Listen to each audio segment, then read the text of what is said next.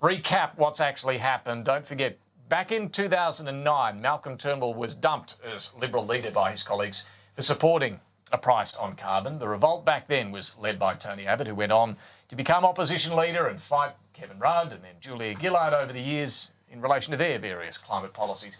Today, however, what have we seen happen? Well, Tony Abbott and a small core of coalition MPs were fighting against, resisting Malcolm Turnbull's National Energy Guarantee.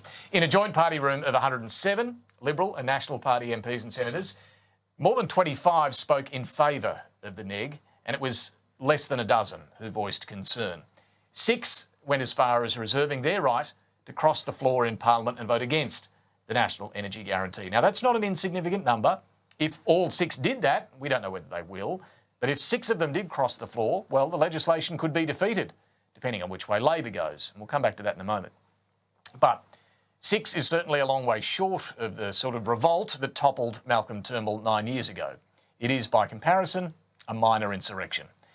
The neg is not a carbon tax, but it does involve a requirement for energy companies to gradually lower their emissions or face penalties. A legislated requirement. It will be the law of the land.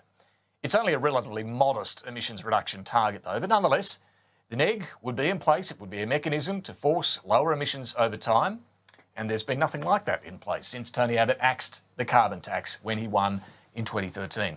After months of debate over